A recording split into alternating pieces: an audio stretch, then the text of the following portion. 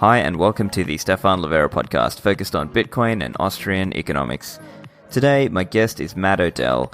He is a co-host of the Rabbit Hole Recap podcast series, so make sure you check that out. And his co-host is Marty Bent, who also appeared on my podcast on the earlier episode, number 49. Matt's a guy in the space who provides good updates and analysis, so I wanted to get him on the show. So here's my discussion with Matt. Welcome to the show, Matt. I'm a big fan of your work with Tales from the Crypt and Rabbit Hole Recap. That makes two of us. Happy to be here. So, Matt, what I see, what you're doing is really putting Bitcoin into practice for a lot of people, because when more technical members of Bitcoin community talk about things, it can be put in a very technical sense, and then sometimes that can be kind of difficult to break that down into how should I, the individual, actually go and do that. And so I think some of the material that you share, both on Twitter and also just from your commentary that you offer on Rabbit Hole Recap, I think it just helps offer some of those resources for noobs.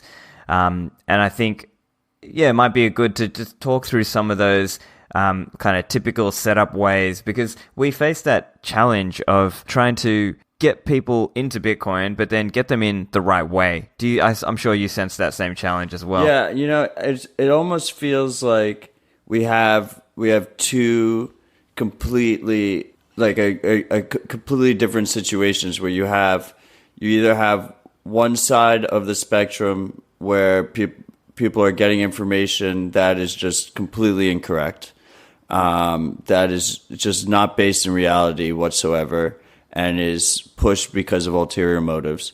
And then you have the other side of the spectrum where everything is based on actual hard observations and facts, but it's just super technical and just way too dense for anyone to actually reasonably get through, especially if you're a beginner.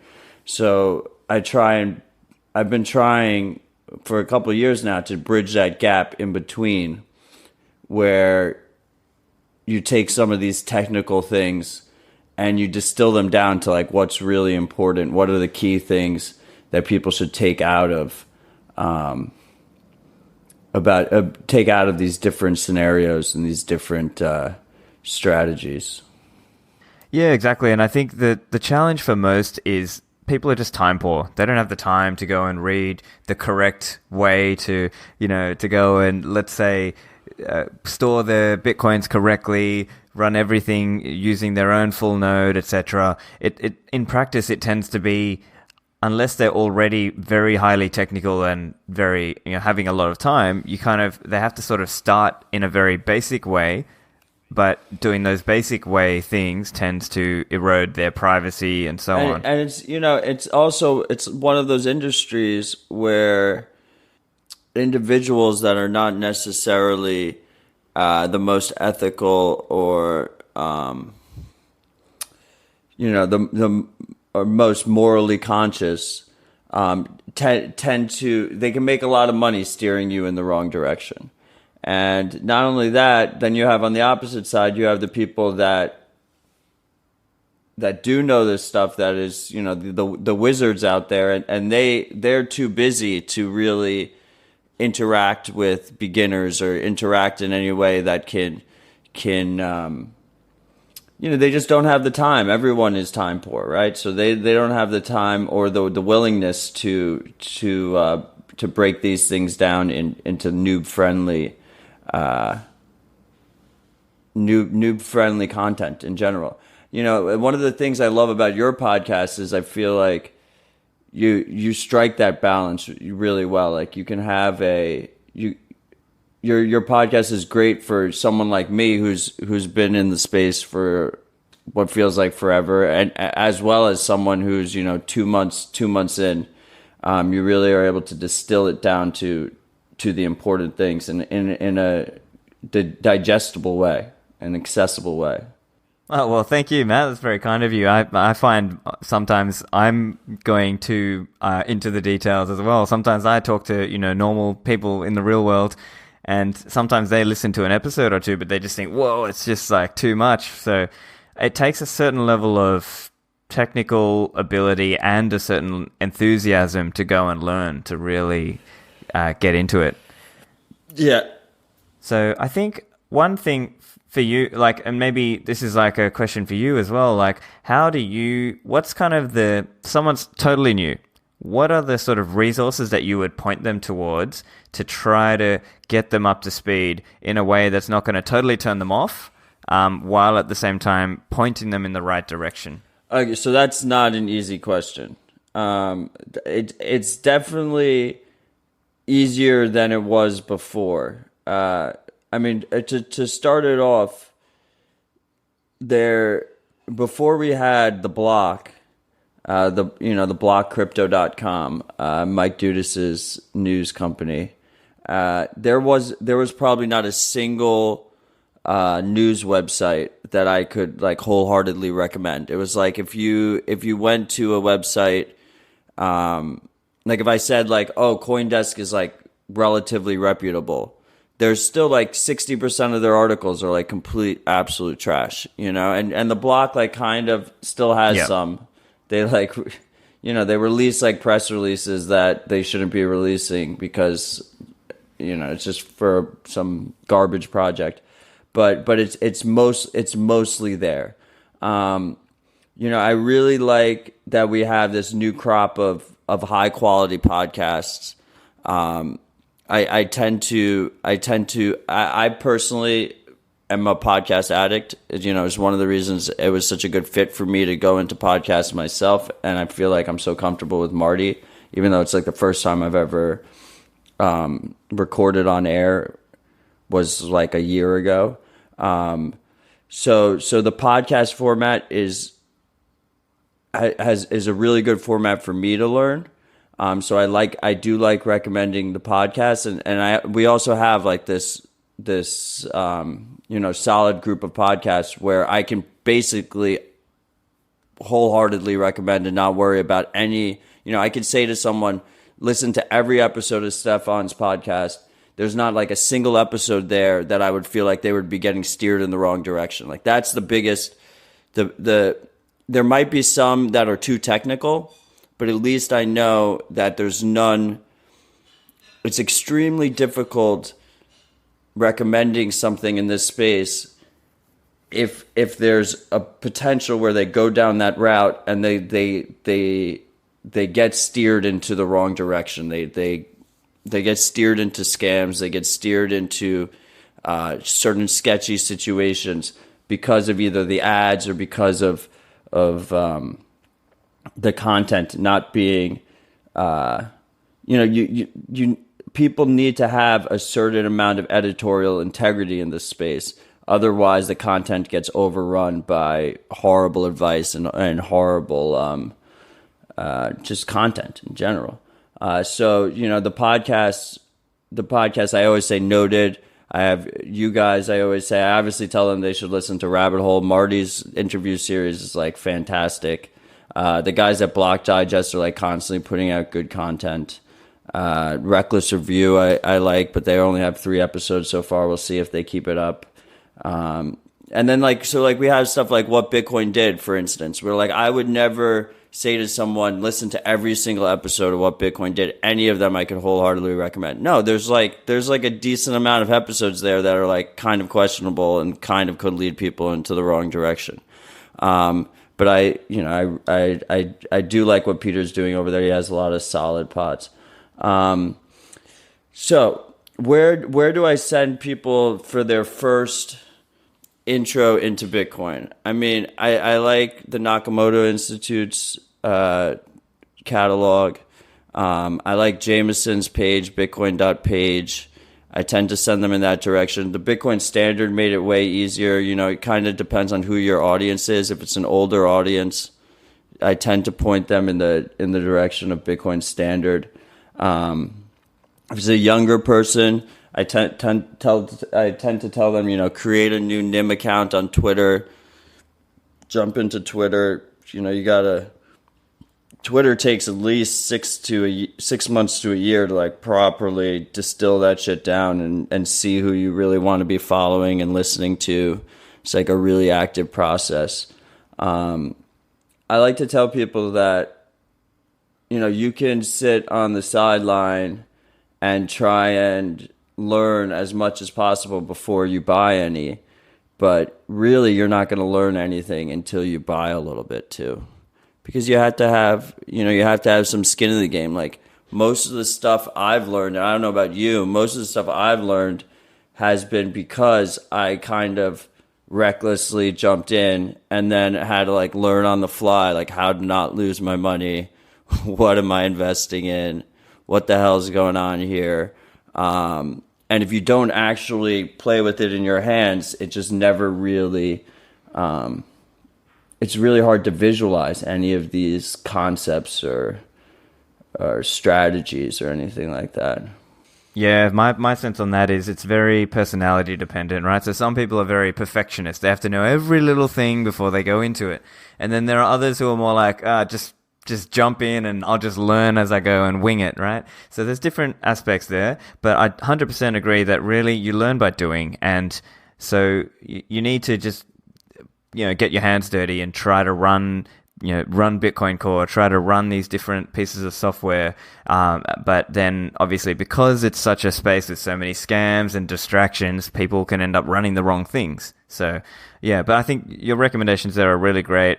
I think ultimately it comes down to sort of pointing people towards following the right people. So let's say, like pointing them towards the Nakamoto Institute, pointing them towards certain journalists in the space or certain podcasts in the space who you kind of trust a little bit more than some of the others in the space. Might also be good to talk about what are some common, mistakes and pitfalls, because obviously you and I, we've been around in this game for a little while. What are some common errors that a newbie can fall into? And just to go back on the previous question, just for a second. Oh, yeah, go on. And it's great that we have content on all different platforms now. Way more content than we had before. One of the things I've been doing a lot lately is trying to get more people to use Wasabi. And what I found is some people like watching YouTube videos. So I linked them to a guy, 402 payment required on Twitter, who has YouTube videos. Some people like reading the text. So then I just linked them to a text guide. And then a lot of people like listening. So I linked them to your podcast with No Para.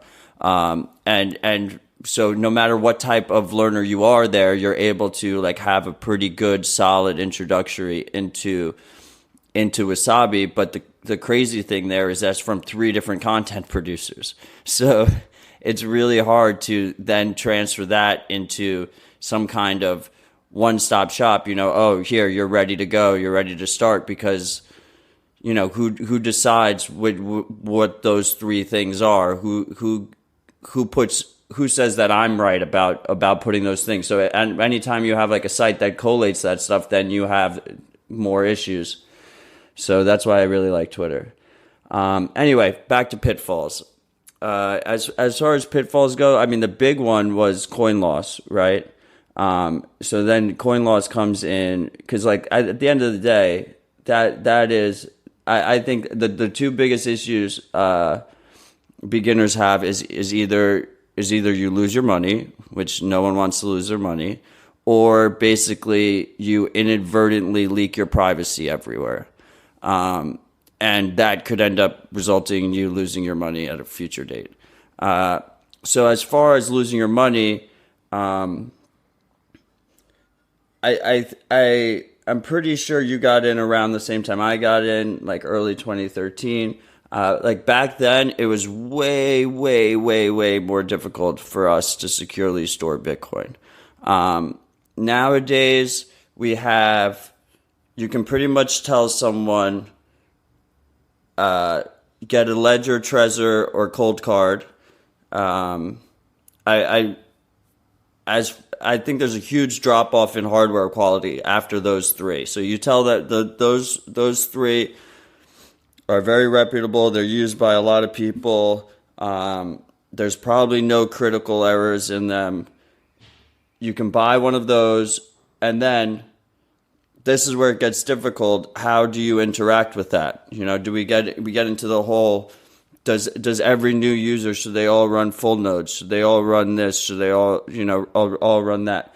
I think on a base level, just being able to say to someone, go buy this reputable hardware wallet, even take a step back from multi-sig or everything, even take a step back from using your own node. Just, you have your hardware wallet, you use their built-in UX, which, from a privacy perspective isn't great, from a sovereignty perspective isn't great, but at least, you control your own keys and you probably won't get hacked.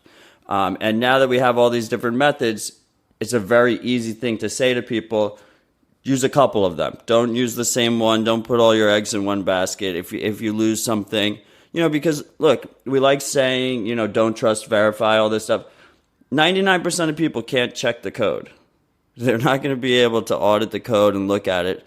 So what's the next best thing? The next best thing is you use wallets that are very popular, that are being used by lots of people, and you use multiple of them in different setups so that if for some reason one gets compromised, you don't lose your whole stash.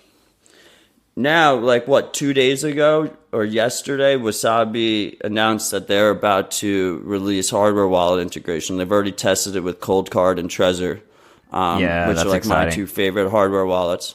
Yeah, so now we can tell people, download Wasabi, get a Trezor, a Ledger, or a Coldcard, use it with Wasabi. It'll be the most private light node experience you can have because it all runs through Tor, automatically built in. And if you have your own full node on your computer, if you decide that, I'm ready to be a full Bitcoiner, then you can run Pierre's Power Node launcher on your computer, and Wasabi will automatically pull the blocks from your own full node. So you'll be able to use your hardware wallet with Wasabi through Tor, privacy preserving, and then also have easy access to coin joins as well at the same exact time. So we're close. We're slowly getting to this point here where it's becoming way easier to recommend privacy preserving, secure coin storage that is very close to really mainstream user accessible. And then on the other side of that equation, we have these easy multi-sigs that are coming out with Casa and Unchained Capital.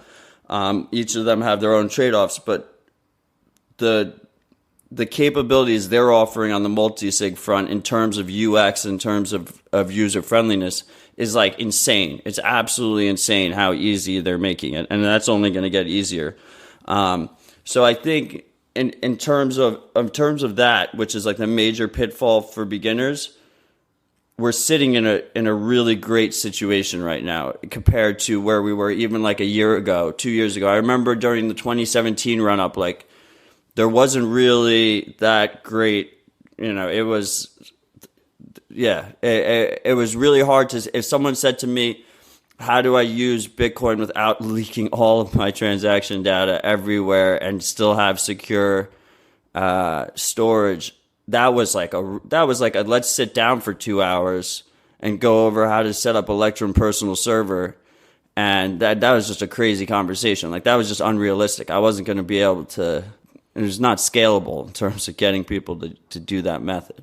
Right, exactly. And I like what you're saying because it's very easy for people who are more technical to sort of say, oh, you've got to be perfectly cypherpunk and you've got to run full node and Electrum personal server and run and use some combination of hardware wallets with multi-signature and do coin joins. But for a newbie, it's just overwhelming. They just cannot handle that. And I think, obviously, let's be real, many of my listeners are not newbies themselves. They tend to be technical. But what I'm hoping to kind of tease out in this conversation is let's put ourselves into the mindset of a newbie and what are the best ways that, many of, me and my listeners, when we're out there talking to normies, we can try to give them an easy way in. So, something like even starting with a basic phone wallet and just having a small play amount of money on there, whatever, $20-30 worth of Bitcoin, get them on, Samurai Wallet if they're on Android, or get them on Blockstream Green.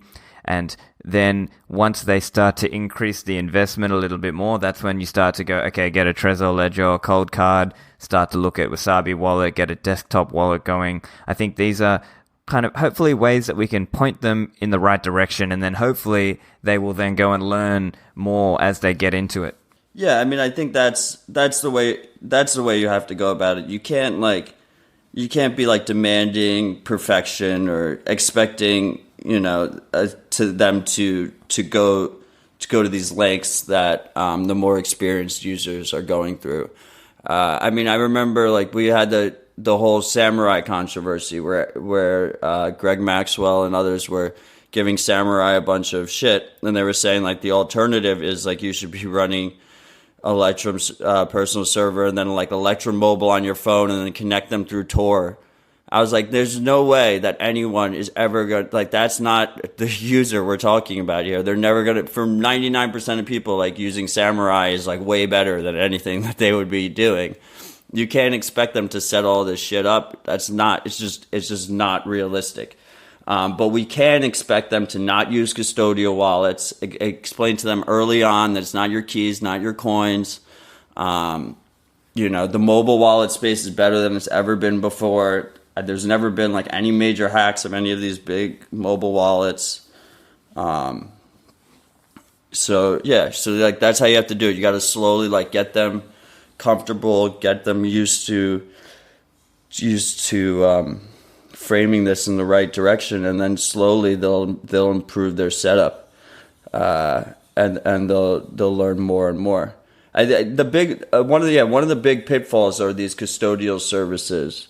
But I think that we've passed the point where they are, the non-custodial options have gotten so good that the advantages of using them is dwindling fast, I think. Yeah, exactly. I think it's really only a Lightning thing now at this point, and even that will, hopefully with time, if enough people get onto things like, say, Pierre's node launcher and so on, or even there are certain wallets that you can use. I know right now, as we make this episode now in in April in 2019, there is now Eclair wallet, and you can do a receive transaction on that. So even that is an example that if you want to do Lightning just in a quick, easy way, you can just get Eclair. Obviously, it takes a little bit more setup in terms of opening a channel, having incoming capacity. But again, we're still very early in Lightning days as well. Yeah, I'm not ready to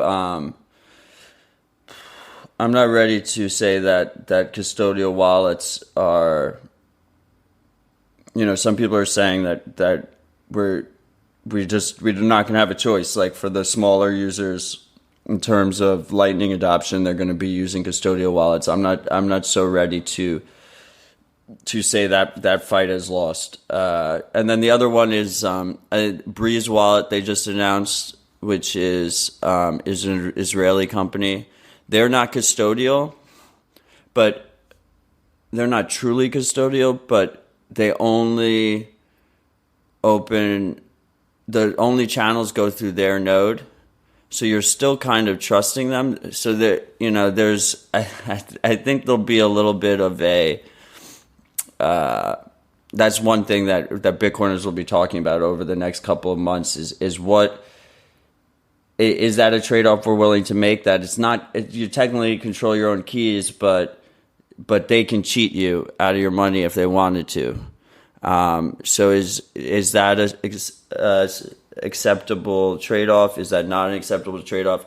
I really like this idea of like a node box in your home. Whether the Nodl.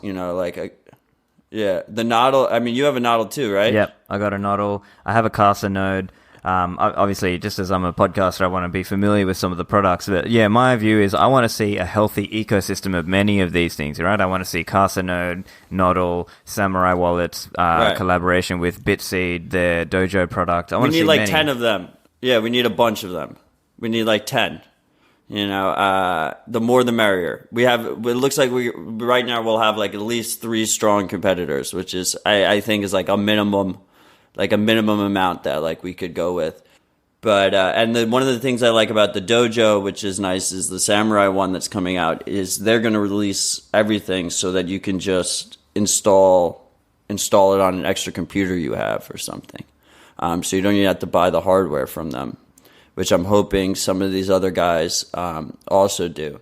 But I could see I think our easiest path to getting around this custodial issue will be if people are able to run nodes at home and then connect everything to that master node. Connect your mobile wallets to it, connect your hardware wallets to it. Obviously connect, all your Lightning can go through it. I think that might be like the super user-friendly end result that we want. Because once you start, like I love Pierre's launcher, but like once you start trying to run these things on like the computer you use every day that you're like turning off and turning on and stuff, it becomes way more of a user headache. And then the alternative there is like something like Eclair where you're actually running a Lightning node on your phone. But it's, then what? So then we're managing channels on 2 nodes because you presumably also have a node at home. I don't know. We're very early on Lightning, so that can go a bunch of different ways. Yeah, I think you're right there. I think there's different schools of thought, you might say. So some people might, like, let's say Pierre gets to a point where he gets the node launcher going such that you can also easily pair it with a mobile wallet and do Lightning on it. I imagine that might be something he might be thinking about. And maybe the idea is, even if you could just buy a $300 or $400 laptop and set that up and leave that on permanently running at home, or obviously just buy a Nodal, buy a Casa, buy a Dojo node sort of thing. And I think the key idea would be having your phone pair it back to your home node. Yeah, I like that idea. I think that idea makes the most sense for me in like a distributed, because let's be honest, like we're not just looking for. I personally don't think that we should be stopping with money. Like, I think that we should be pushing for more things to be distributed, particularly encrypted communications. And, so you have like the free speech element, the privacy element, and that goes hand in hand with just a distributed network in general. So you can imagine these boxes running everything that like a distributed home of the future would need. You're going to need to be running either not Tor nodes, probably, hopefully not. Hopefully we have the next generation of Tor, something that works a little bit better. But it basically, like, you need people to be running all different things from their home servers in order to enable all the good stuff that we want to be happening. So you can imagine like a world where people are running Tor, where people are running like distributed file systems, stuff like that.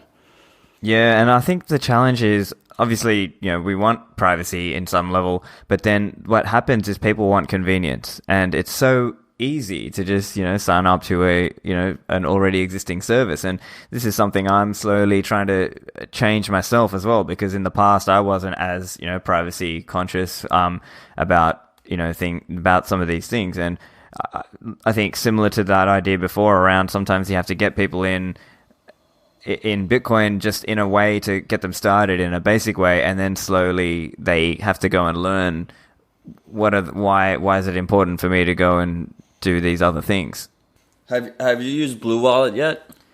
I have installed it, but not actually put any Bitcoins or used it. I've pretty much, from a Lightning point of view, like on a mobile, I've used Eclair.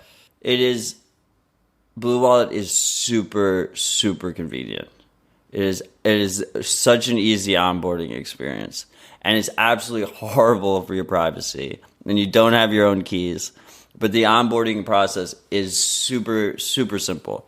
So yeah, I do think that there's definitely a balance here where privacy, all this stuff is self-responsibility and privacy and self-sovereignty. Like, these things take work. They're not free.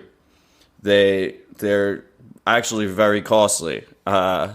So people are always going to have to, I think, go out of their way to achieve these things, and they have to think to themselves that it's worth it. I think the way most people do unfortunately learn these things is through pain. They realize, you know, that they get a breach or their privacy gets compromised. I mean, one of the things that really woke me up, I was fortunately already very privacy conscious beforehand. You know, the Snowden revelations woke me up a lot just in general. But what really woke me up is Coinbase sent they had that court case where they sent 2 years worth of data on certain users, withdrawal addresses, purchase history, everything, to the IRS. And I was one of those users. They literally sent all my data.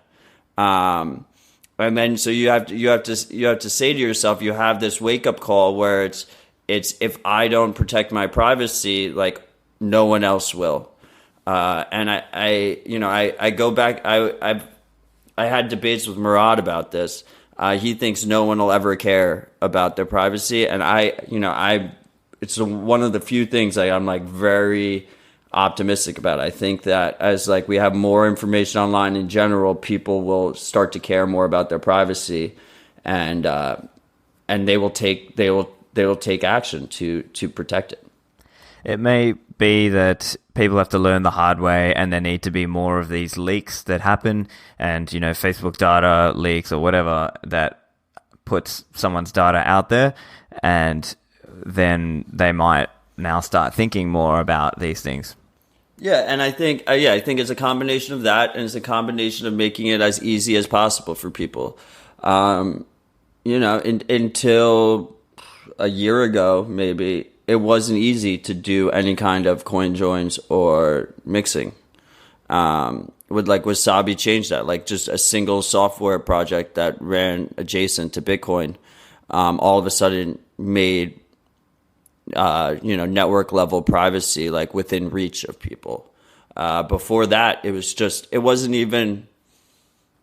I used to recommend like centralized mixing services because that was that was the trade-off that I thought was user-friendly enough and privacy preserving enough, because no one was ever going to use Join Market. Like there was no way I was going to be able to walk a beginner through using Join Market.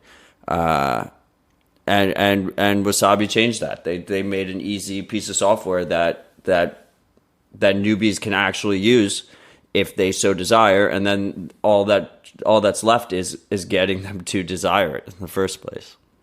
Yeah, gotta make them want the freedom for themselves, right? Yeah, exactly. What are some other kind of common scams or pitfall ways of thinking, right? One example I could bring actually is over the years, as new people kind of hear about Bitcoin, they would come to me because they knew me as like a Bitcoin guy within my kind of real life circles, and they'd be like, "Oh man, how do I do mining? Like, let me set up mining and stuff." And then I would always be pretty much cautioning them, "Look, unless you're gonna like go and invest a lot of money and time, mining is not worth your while. Just buy the Bitcoins, right?" And people would see these ads for things like, "Oh, cloud mining and whatever," right? What are some other ones that you've seen over the years? Oh, mining is such a bad one, man. It's just, you can't convince someone that it's a bad investment. You just have to let them do it. Like every single person thinks it's the best fucking idea ever, especially cloud mining. Cloud mining, they're like, "Oh, I get an ROI. It's a return. It's such a safer investment." I'm like, dude, you're just making a leverage play on Bitcoin. I had so many people in 2017 who told me that, like, "Oh, I want to do this cloud mining, or I want to do that. Or I want to actually go into mining," who bought a bunch of GPUs and decided they were going to mine shitcoins and then pull it over into Bitcoin. And like really at the end of the day, you just got to be like, okay, like I'm just telling you, like you need the price to go up to make money here. And if the price goes up, you're going to make more money if you buy it. But at the end of the day, they have to learn that themselves. I mean, I know I did cloud mining when I was starting. I thought it was the best fucking idea ever, And the reason I know it's not is because it wasn't. And then I quickly learned. I think I got exit scammed by one cloud miner at one point, and like the one that didn't exit scam me, just like obviously I didn't get the right ROI on it. I think, yeah, so cloud mining, well, that's actually a really good one. I didn't think about that. And it's way bigger than people realize. I think, what is it, Genesis Mining or something? Someone had a big hack 6 months ago or a year ago. I want to say it was Genesis Mining. And the amount of money they lost, I was like, holy shit, I didn't realize people were still doing it to that level. But yeah, so you have that. I mean, you obviously have altcoins. That's ICOs. a huge one. Yeah. I mean, people don't remember, but like Havelock Investments. You remember Havelock Investments? Oh, I feel like I've heard the name, but I don't. Refresh my memory. They were kind of like, I guess, like security token offerings before STOs were a thing or whatever. They like traded like fake stocks on Havelock Investments, but you couldn't like withdraw them as tokens. Neo and B they were on there. A bunch of miners were on there. I think like ASIC Miner was on there. And everyone just lost all the money that they put into Havelock Investments. Into any of, I don't think there was like a couple that were profitable for like a little bit. And then everything just fell in on itself. So, I mean, I think, and like, look, at the end, I'm not like a Bitcoin maximalist that says, you know, you should never speculate in any of the altcoins or trade them or whatever. Like, fuck it. Like, if you want to gamble on super volatile, illiquid cryptocurrencies, like, absolutely, like, go have fun. But it's going to be brutal, and like, you probably will get fucked. But that's a major use case of Bitcoin, is the altcoin casino. What I would say is the number one thing is, if someone tells you that there's no trade-offs, there's trade-offs. So they're lying to you. Like, they're either willfully lying to you about there not being trade-offs, or they're so fucking dumb that they don't realize that there's trade-offs themselves. So like, that's a huge red flag. Just always just assume there's trade-offs everywhere, and if they're not talking about the trade-offs, then they're intentionally misleading you, or they haven't done enough research themselves. Right. And I think one other thing, like, again, we have to put ourselves, because you and I have been around for a little while, but you have to sort of put yourself into the mindset of the newbie and like try and understand what's in their mind. Because I think a big part of it is they feel they missed the boat on Bitcoin, right? They feel like, oh, if only I bought back in, you know, whatever year, and now I'm not going to get a 10x if I buy a Bitcoin now, but I might if I go and buy this shitcoin Ripple. You know, there's that whole mentality, and I think that is something we, as kind of more experienced Bitcoiners, and probably my listeners, have to think about when they're out there trying to, you know, help explain Bitcoin to newbies. Yeah, oh yeah, like Ripple. If Ripple goes to $10, like, I'm gonna be this rich or whatever. Yeah, I mean, when I got involved in 2013, I thought I was late to the boat. I think everyone thinks they're late when they come in, no matter when you come in, and we're all early. Like, we're all ridiculously early. But it's natural to think you're late. And I think a lot of the ways people realize that is they kind of get wrecked on altcoins, and then they come back.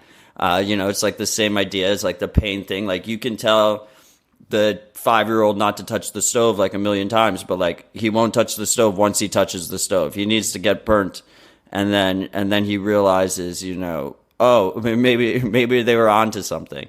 I think that was one of the reasons. Like, and it's like crazy to me that, and like, for a little while there, like, people were really attacking hodlers, like people who were basically saying, you know, like, dollar cost average responsibly.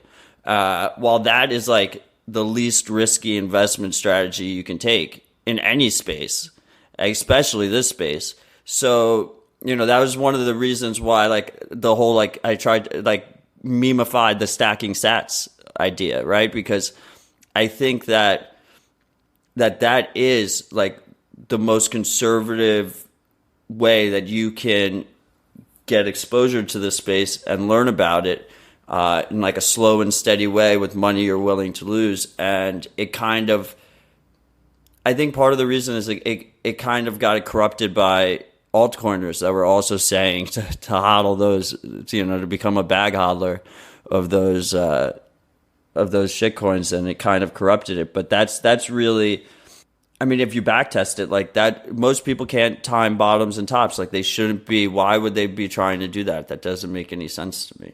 Oh, I'm a big believer in that as well. I occasionally like to kind of read, and sometimes on my, as you know, on my podcast, I've spoken to people who do some element of timing the market, but I don't really believe you can. I think you just buy and just hold and just regularly, take a position, and that is really in my view, a safer way to kind of accumulate.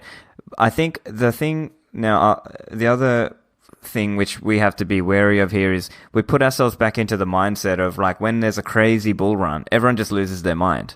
They're not thinking the straight way, and they're not, and even then people are not paying attention to the cooler heads in the room, so to speak. They're looking at, oh, look at this crazy new altcoin that's going to pump 10x, right? Yeah, I mean, in 2017 it was like really hard to keep your head straight. I mean, I was talking to Pierre about this, and we both shared similar sentiments that we were very conservative about how we felt about the market in 2017, like kind of up until the point we hit 10K. We were like, guys, like at any point, like we could go back down, like just be responsible, like only use money you're willing to lose. And then once we breached 10K and like we were on our way to 20K, like you start going through your head like crazy things. Like we're just, hyper Bitcoinization is happening now, and the cycles are over now. All of a sudden, like the cycles aren't the same anymore, and this time is different, and we're just going to the fucking moon, and you better get in now. Otherwise, like I can't sell any bit of it, because if I sell a little bit, like that's going to be worth so much more in just a year from now, and you really get screwed mentally. So that's why it's really important to like have a plan, like stick to the plan and try. And I like a really good strategy is, at least for people that don't delete on Twitter, it's really nice to go back to different time periods and see, what people were thinking, what people were saying during those time periods, to try and get yourself out of your own mental head. I was thinking like one pitfall that I think will become a bigger issue is people holding like centralized altcoins and tokens, and not realizing that they're not your keys, not your coins. I mean, your audience, my audience, are probably less likely to have this affect them. But like, for instance, like something like Binance Coin, like that's completely centralized. Yeah. So essentially, any Binance coin you own are not your keys, not your coins. Like even like there's no such thing as like cold storage for like a centralized coin, because everything can change out from under you. It doesn't matter how you store your own keys. The whole network can change overnight. The whole thing could be worth zero overnight. So I think we'll have more, and then the same goes with like pretty much all the ICO tokens of 2017 and whatnot, and some of the centralized, more traditional cryptocurrencies, I guess, if you want to call them traditional cryptocurrencies. Something like, I guess like EOS or whatever, like who knows, like you can put it in so-called cold storage for 8 months and then you come back and maybe your keys don't work. I don't know, like fucking Larimer's done worse than that before with like BitShares and stuff, so you never know. Yeah, exactly. And I think, yeah, continue. Even with sorry, I was just saying, even with the if the coin is continually hard forking, then that also introduces a whole new layer of risk for everyone involved, right? Like, what if the wallets are not kept up to date? What if you think a certain transaction will work but it doesn't? It brings in a whole new level that I think I really appreciate that Bitcoin tries to maintain that backwards compatibility. Yeah, I mean, I think, and this is kind of where I think the idea of telling newcomers, like, don't under any circumstances buy any shitcoins, because you learn a lot of this from speculating in shitcoins. Like a lot of the knowledge I have now is because I got burnt with altcoins in the past.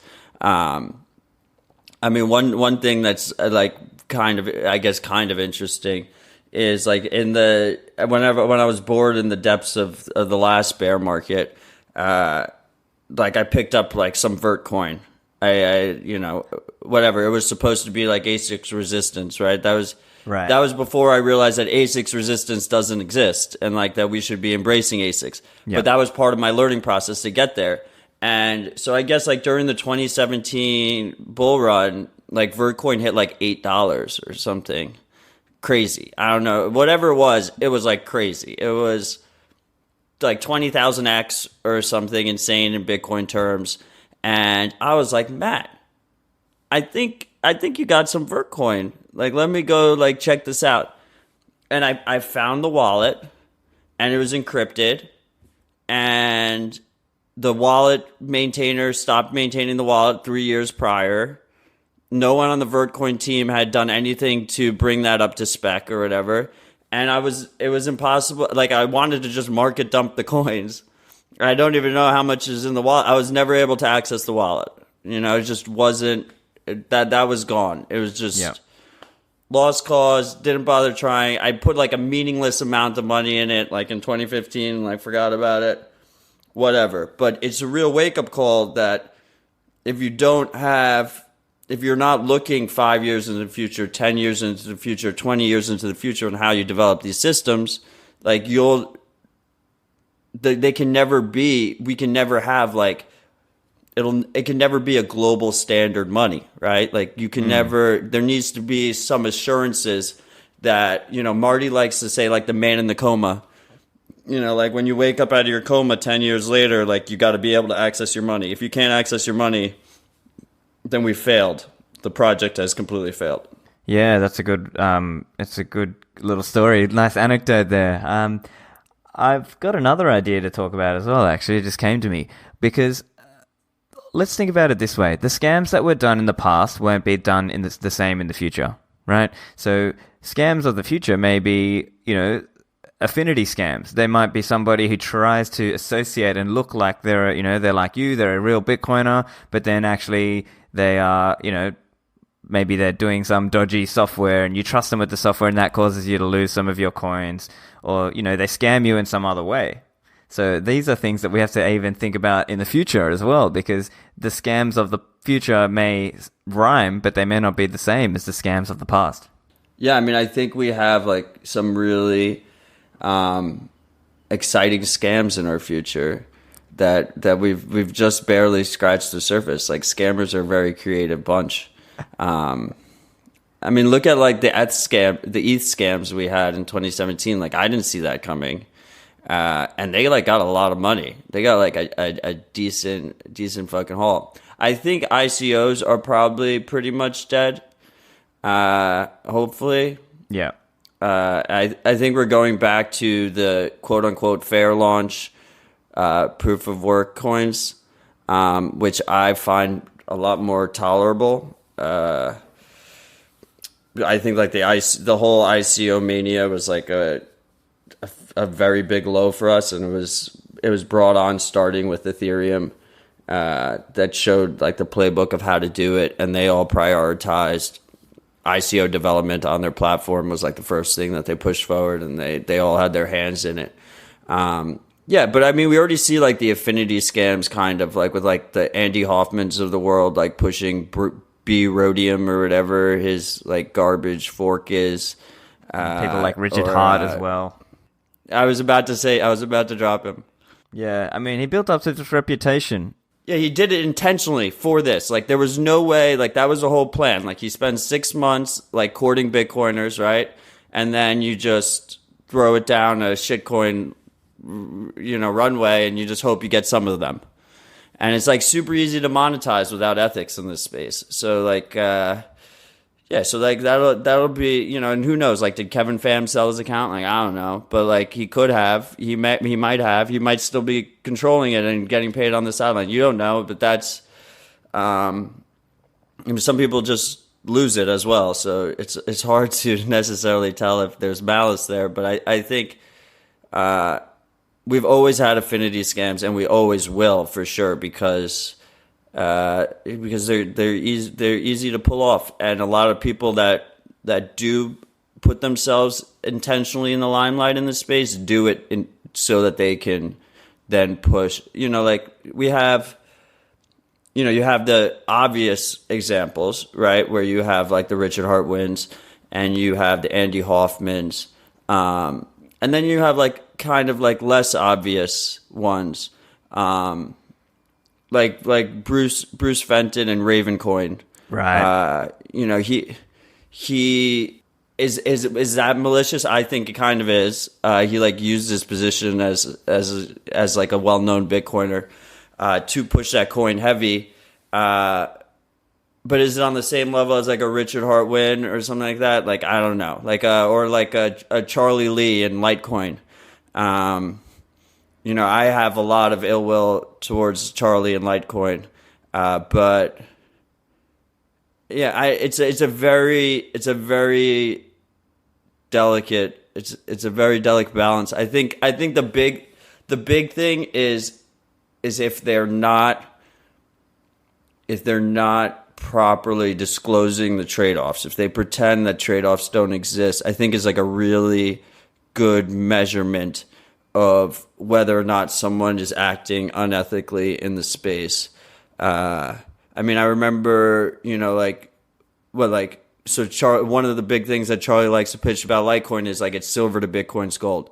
Like that makes zero sense. It makes absolutely no sense. He doesn't care. He knows it makes no sense. He says it anyway. He was pushing the whole narrative for a while. He kind of still is. That Litecoin's like the cheaper way to access the Lightning Network. Like that doesn't make any sense because there's going to be plenty of alt chains that support the Lightning Network, and they're all going to be in a race to have the lowest fees.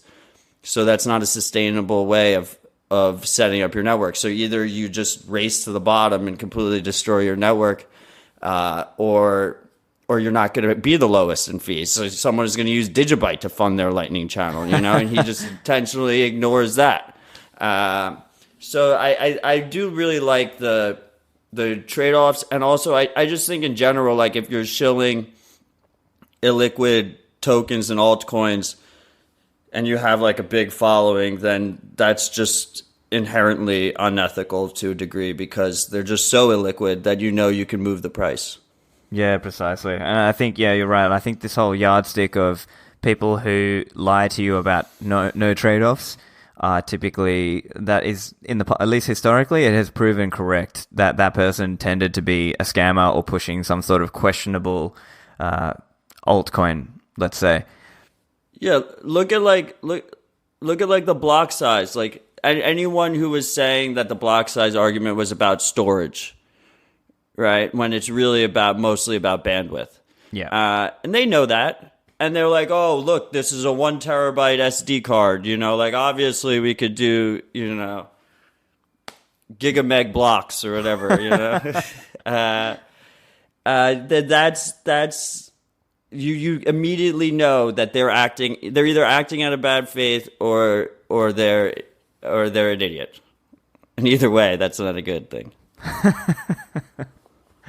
I think another one is just KYC. Like, obviously, KYC is difficult. Like, depending on where you are, and like if you're a newbie, how else do you get coins, right? Like, obviously, in the past there was local Bitcoins. Nowadays, there's HODL and BISC. But you can see how if there's not enough volume, then people will just use KYC services. Yeah, I mean, I'm like a huge proponent of privacy, and I've only gotten my coins through KYC sources. This is another one of those things where it's like you really shouldn't be, like, you can't tell noobs to go use BISC. Like, that's crazy to me. Like, that is way too difficult of an onboarding process, and they could just as well get robbed in the process of trying to buy it in the first place. So you enter all these other risks. I think now that we have things like Wasabi, you have to pound it into them early on that if they use a KYC service, which they probably will have to, any of their transactions to and from that service can link all of their other transactions, and they have to make sure that it's isolated with Wasabi. I think that's like a nice balance, like you use Cash App and you withdraw to Wasabi and then you mix. And so like Cash App knows you bought Bitcoin, but they don't know which Bitcoin is yours. I think is like a decent balance. And hopefully, BISC gets more volume, more liquidity. But like right now it's like kind of, unfortunately, kind of unusable. I haven't used HODL HODL. They don't allow Americans. And because the bank account, but I think with HODL HODL, like a bank account's involved, right? Yeah, right. My understanding is there's different ways you can use it, and you can use bank transfer as one method. Yeah, so if you use a bank transfer, like it's connected to your name in ways. I mean, once you start going down the privacy rabbit hole, you can get really paranoid about it because all it takes is one little thing to mess it all up. Like I was talking to someone like looking up an address without a VPN on a block explorer, that can leak your information right there, and people don't even think about that. So you need to get them to use VPNs. You need to get them to get used to Tor. But even with something like that, like blockstream.info says they don't track, and they have like a Tor address you can use. We didn't have that before. Like now at least we could be like, okay, like you should be using a VPN, but if for some reason like you forget it, like hopefully, Blockstream probably isn't logging your IP address. It's all very much a balancing act. Yeah, and I think, look, if I had to summarize, we're in a much better place now in April 2019 compared to early 2013 or whatever. Even December 2017. Yeah, definitely. Even from that, I mean, we have kind of easy coin mixing now, or coin joining now, and who knows what's coming next. And the other challenge is just kind of keeping material up to date, right? So even if I just spent all my time making a newbie guide, it would be out of date within, say, 6 months. I did that. I fucking did that. And it was out of date quicker than that. Like I was like walking people through how to use like blockchain.info and mycelium and stuff. And then I was like, basically once that went out of date, I was like, Matt, I'm done with long form content. I'm not doing any of this shit anymore. Like if other people do it, I will signal boost them. But that's why I really like, I really like Twitter. I really like the podcast because I'm able to get as much content out there as possible, help as many people out there as possible without putting in too much time because the space changes so much that I would just be updating it forever. Like you can never like just stand still. In terms of like best practices. Like I feel like in like 2 months I'm going to be saying like, oh, there's probably another best practice that you should be doing instead. Yeah. Well, I think that's a insightful comment, and we just have to kind of keep updated. And as Bitcoin people who like us, like you and I, and probably our listeners as well, tend to be the hardcore listeners, hardcore Bitcoiners. So it's kind of on us to go and figure out what are the simple ways for newbies and try to help our newbie friends. Oh, hey, don't use coin mixing and use these tools. Have you got any kind of last comments around this stuff that you think we haven't touched on? Well, I think two things. I think it's really important that all of our listeners go out of their way to help their friends and family. We need like a knock-on effect. Like you kind of mentioned it earlier that you had like a lot of people coming to you because you were the Bitcoin guy like in 2017. And like I had the same thing. And that's one of the reasons why I do the podcast and I do Twitter and stuff. It was because I was answering the same questions over and over again with my friends. I might as well do it for others as well. But I think like one of the best assets we have at our disposal is that we have all these Bitcoiners that are super enthusiastic, that are super engaged with the project. And it's up to them to help guide, like 10 or so friends and family down the right path as well. And like, hopefully for those people, they have good people that are guiding them. But I think that like we're increasing that base of people that can do that. And then they can go because at like the end of the day, like you can respect what you say, but like they're not going to be taking straight advice from some guy in Australia that they've never met or some guy in New York that they've never met. To actually hear it from a friend that they trust, a family member that they trust, that's willing to sit down with them and like set up a treasure with them, is like a huge bonus for that person. That person is able to enter the space in a way more comfortable situation than they would otherwise. So I think it's on us and it's on all of our listeners to to pay it forward. If you had someone help you get into the process, like you help someone, get through the process. And then the other thing is like, it's really hard doing what we do when we have people that own like Bitcoin.com and blockchain.com, like actively working against us. And like one of the things I always forget when I talk to beginners is like, I actually have to tell them, you have to tell them like straight up, like ignore Bitcoin.com, ignore blockchain.com. Don't ever even go to the anything you see on those sites could just be garbage. Like don't go to it. All the big news sites like CCN, don't go to it. Bitcoinist, don't go to it. News BTC, don't go to it. Like that's ridiculous. Like that's absolutely ridiculous. That doesn't exist in any other space where like if someone was like interested in iPhones, it wasn't like, oh, like if you go to iPhone.com, like you're going to get wrecked. Like that's ridiculous. That's a good point. I didn't think of it that way, but you're right. That's one of the little things I always forget about that. Like Bitcoin.com is like not a good site. Like, don't go to that. Yeah, there's a lot of pitfalls in this space. So hopefully this discussion has helped our listeners at least point their newbie friends the right way. So look, Matt, maybe I'm pretty sure pretty much all my listeners know who you are, but just in case any of them don't, tell them where they can find you. So I'm on Twitter at Matt_Odell. My DMs are open. I'm on Keybase, Wire, Telegram, all under Matt Odell. You can reach me there if you don't want to go through Twitter DMs. My PGP keys on Keybase. Always happy to help. I do a weekly review podcast with Marty Bent on Tales from the Crypt. If you go to tftc.io, you can get that feed. He does interviews like Stephan does, and I do a weekly review podcast with him. And part of what that podcast is for is that, I listen to a bunch of other podcasts. I follow a bunch of people on Twitter. I'm in a bunch, get a bunch of newsletters. I'm looking at the news and stuff. Marty's looking at the news, and we try and distill stuff that is actually important, that isn't filled with all the noise and all the bullshit that this space is dominated by. Fantastic. And yeah, I definitely recommend for any of my listeners who are not already subscribed to Tales from the Crypt, go subscribe to that. It's a fantastic podcast.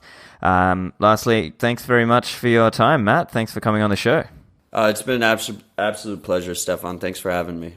Hope you guys found that useful. I think as Bitcoiners, we've got to take it on ourselves to help educate our friends and family into doing this the right way. And lastly, just make sure you tell your friends to subscribe to the podcast, and hopefully that's one way that they can get onboarded to Bitcoin in a better way than falling prey to all the shitcoiners and blockchainers out there. Thanks, guys. See you next time.